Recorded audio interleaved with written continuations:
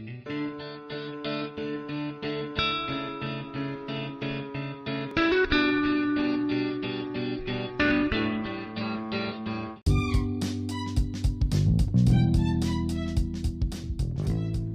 lagi dengan saya Abi Andai Suara di Abi Andai Suara Podcast. Di episode kali ini kita akan melanjutkan pembahasan mengenai sukses dengan Law of Attraction. Dan kita masuk ke sesi podcast keempat, yaitu visualisasi kreatif. Nah, di podcast sesi ketiga kita udah membahas mengenai bagian fungsi dan frekuensi otak. Dan kali ini kita akan bahas visualisasi yang sebenarnya nyambung banget dengan fungsi dan frekuensi otak. Apa sih sebenarnya kesinambungannya dan seberapa penting sih visualisasi, dan bagaimana visualisasi ini bisa mempengaruhi law of attraction dalam menarik kejadian-kejadian baik dalam kehidupan kita. Stay tune with Abi Andai Suara Podcast sampai akhir ya. Kalau kita bicara mengenai visualisasi kreatif, sebenarnya visualisasi kreatif adalah jenis latihan mindfulness. Kata mindfulness di sini artinya merupakan setting atau bagaimana kita mengatur cara berpikir ya, supaya bisa fit in dengan apa yang diharapkan oleh law of attraction. Tujuannya di sini adalah apa yang diharapkan oleh kesuksesan dalam setiap bidang kehidupan. Jadi artinya kita melatih mind kita atau pikiran kita supaya bisa di-fit in dengan hal-hal yang berbau kesuksesan yang sifatnya baik. Jadi bukan menarik kejadian-kejadian seperti kegagalan, kejadian-kejadian seperti pembatalan, kejadian-kejadian seperti yang menghancurkan atau melemahkan. Nah, visualisasi sendiri adalah proses menyatukan citra atau gambaran mental yang terlihat atau terlukiskan di dalam pikiran Anda dari kejadian atau apapun yang ingin Anda wujudkan. Karena ini merupakan proses penyatuan citra, jadi artinya citra ini bukan cuma mengenai unsur visual saja, tapi di mana begitu nanti bayangan atau imajinasi atau gambaran begitu nyata muncul, nanti secara otomatis akan attach ya, seolah-olah terpatri di gambaran tersebut sudah jadi satu package dengan emosi. Jadi ini merupakan sesuatu yang menarik, seperti ketika Anda membayangkan seorang gadis, dan gadis ini adalah gadis yang Anda cintai, yang ingin Anda tembak, yang ingin Anda miliki. Secara otomatis yang muncul adalah rasa perasaan kebahagiaan, rasa-rasa cinta yang luar biasa, seperti itu ya. Nah, dalam istilah yang lebih sederhana, sebenarnya visualisasi kreatif ini merupakan sebuah wadah ya bagi kita untuk berlatih membentuk gambaran dari apa yang kita inginkan, dan sekaligus kita nanti juga akan melakukan proses pendalaman emosi atau perasaan yang akan muncul karena automatic attack apabila proses regenerasi atau penyatuan citra tadi berhasil. Tujuan dari kenapa sih kita harus ada pelatihan visualisasi kreatif? Tujuannya adalah supaya kita lebih kreatif dalam menciptakan gambaran-gambaran yang sesuai dengan apa yang kita tuju. Jadi goals-nya adalah untuk menciptakan kebaikan-kebaikan, keberhasilan-keberhasilan, hal-hal yang sifatnya adalah menyenangkan, hal-hal yang sifatnya adalah membahagiakan. Dan tujuannya adalah tidak lain supaya kita terbantu untuk bisa memasukkan tujuan-tujuan tadi ke alam semesta, dan kita juga merasa termotivasi untuk melakukan itu, untuk melakukan visualisasi tadi. Karena apa yang kita visualisasikan ini sebenarnya adalah sesuatu yang kita suka. Visualisasi kreatif ini sebenarnya hampir-hampir mirip ya dengan papan visi impian atau lebih dikenal dengan vision board. Jadi one time kalau kalian pernah berkunjung ke suatu rumah teman lah, atau mungkin one of your big boss atau gimana ya, terus lalu kalian melihat mungkin di ruang kerja mereka ya, atau di kamar mereka itu terdapat satu papan yang isinya itu seperti papan pengumuman ya, tapi terdapat gambar-gambar, entah itu rumah, entah itu gedung, entah itu mobil ya, apapun itu, whatever it is ya. papan visi impian atau vision board ini sebenarnya bertujuan untuk melatih mata supaya terbiasa melihat, melatih pikiran supaya terbiasa terset otomatis setelah mata melihat gambar atau produk apapun yang ditempelkan, maka secara otomatis akan memudahkan untuk tersimpan ke dalam pikiran bawah sadar. Jadi melalui pikiran sadarnya memang sengaja dibentuk. Jika Anda mengingat atau melihat atau bertemu dengan sesuatu yang berkali-kali, maka secara otomatis sebenarnya Anda akan lebih mudah untuk menyimpannya ke dalam pikiran bawah sadar. Hal ini sebenarnya juga dilakukan di sisi marketing ya.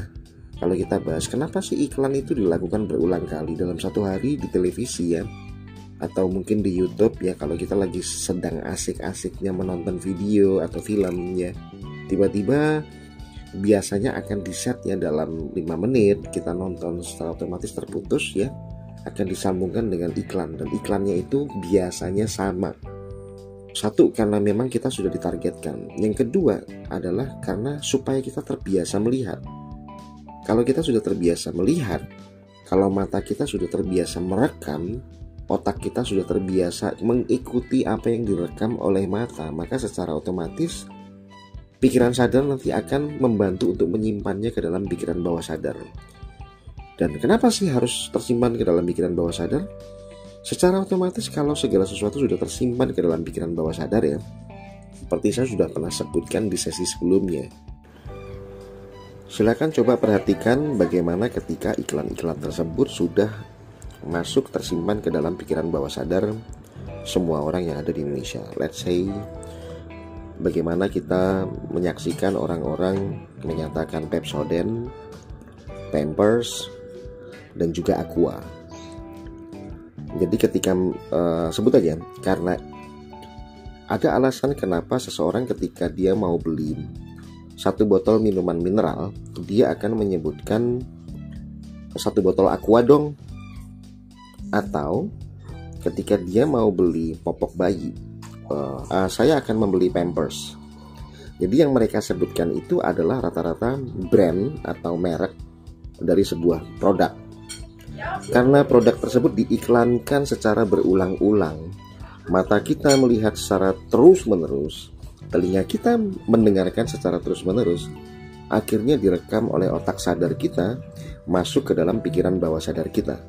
Dan ketika sudah masuk ke dalam pikiran bawah sadar kita, maka kita akan mengenal automated system yang secara otomatis sifatnya adalah mengenalkan atau mengenali.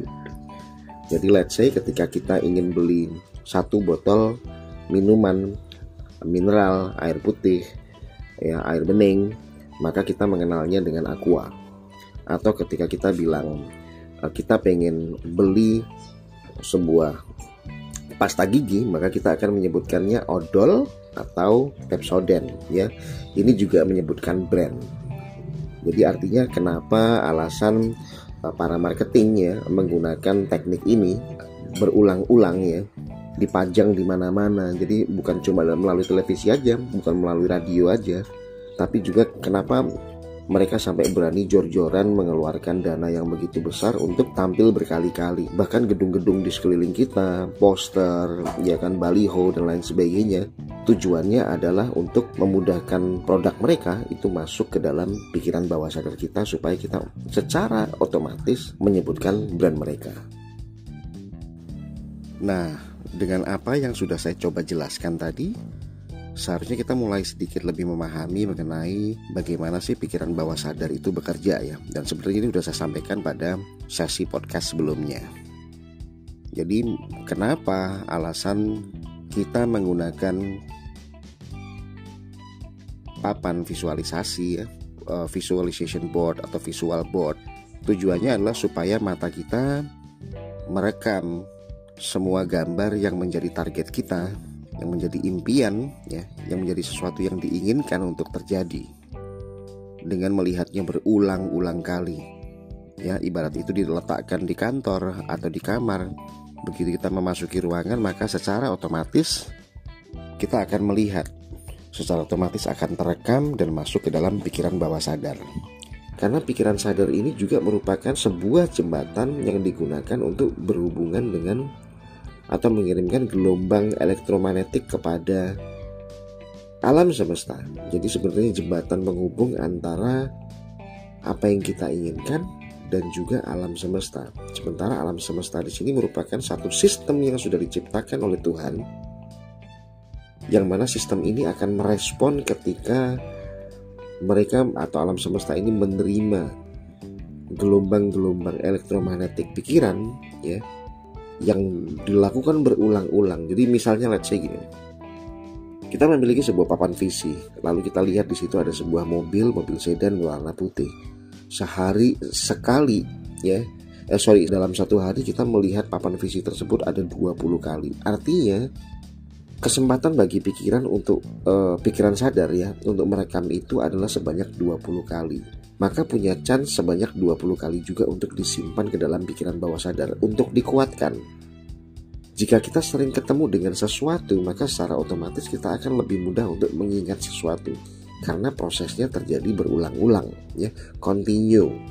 Nah, lalu dari situ ketika kita akan mencoba untuk mengirimkan gelombang elektromagnetik baik yang sengaja ataupun tidak, ketika kita berkali-kali mengingat sesuatu yang sifatnya baik, sifatnya positif, sifatnya membahagiakan secara otomatis dan itu terlepas ke dalam alam semesta, maka hal yang akan diproses oleh alam semesta adalah apa yang dilepaskan tadi.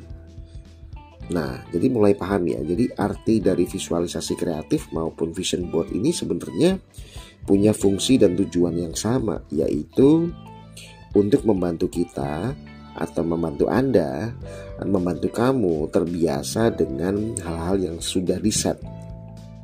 Cuma bedanya kalau untuk visualisasi kreatif, dia tidak menggunakan bentuk fisik berupa papan. Papan itu tersimpan ke dalam pikiran kita, pikiran sadar. Yang mana pikiran sadar ini akan berusaha untuk menyimpannya ke dalam pikiran bawah sadar. Nah, lalu hal yang perlu kita bahas berikutnya, apa sih yang diperlukan dalam visualisasi kreatif ini ya. Jadi visualisasi kreatif ini bisa menjadi sangat-sangat kuat ketika kita bisa menggunakan mata pikiran kita untuk membuat gambaran yang terperinci, gambaran yang detail, gambaran yang jelas, bobotnya ada ya. Jadi let's say kamu menginginkan sebuah iPhone 12 ya, dimana iPhone ini harganya cukup mahal. Karena kita mau beli, kita pasti mikir nih, apalagi kalau kita cuma mid low level person ya, kita pasti akan berpikir untuk membeli iPhone 12 hanya untuk punya HP di harga sampai 20 juta ya. Nah, lalu kita meminjam handphone teman kita ya, iPhone 12 kita pegang, kita coba pakai ya, kita pencet tombolnya, kita gunakan kameranya, kita dengar soundnya, lalu kita coba rasakan bobotnya seperti apa, halus dari casingnya seperti apa, premiumnya gimana. Nah, hal-hal inilah yang sebenarnya disebut dengan gambaran yang terperinci dan detail.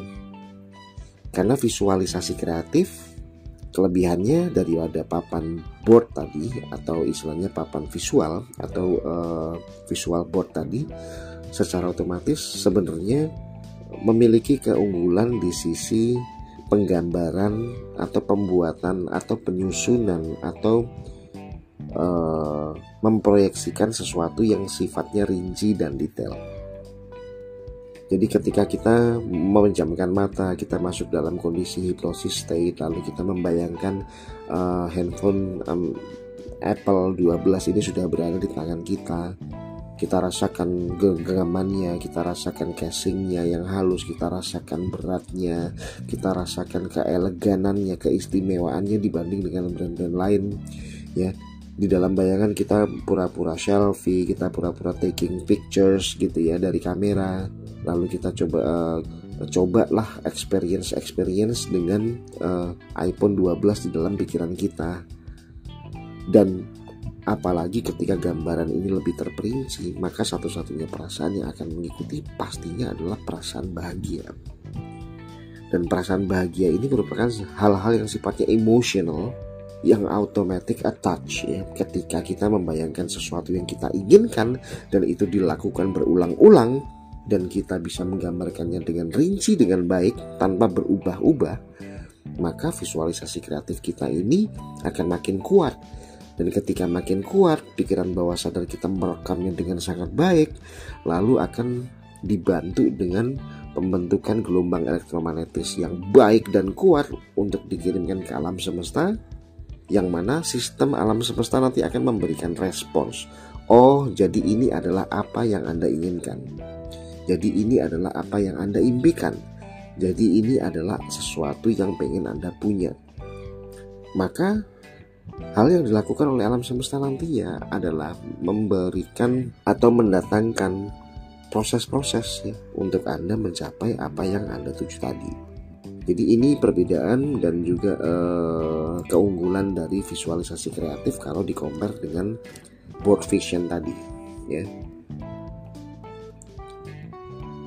Nah, di sesi berikutnya saya akan mencoba membahas mengenai kekuatan manifestasi ya, yang mana berhubungan dengan hipnosis atau self hipnosis atau dengan frekuensi gelombang otak manusia, karena kondisi hipnosis merupakan sebuah kondisi yang sebenarnya sangat-sangat berhubungan dengan frekuensi gelombang otak alfa dan theta, yang sebenarnya kekuatan alfa dan theta ini berhubungan dengan pikiran sadar yang semakin naik ke atas ya, dan yang mana ketika pikiran bawah sadar ini diset dengan input-input ya, dengan sugesti-sugesti, tentunya akan semakin lebih kuat lagi. Nah, terima kasih telah mendengarkan Abi Andaya Iswaras Podcast, dan sampai jumpa di podcast sesi 5 dengan podcast bertemakan sukses dengan Law of Attraction. Terima kasih, bye.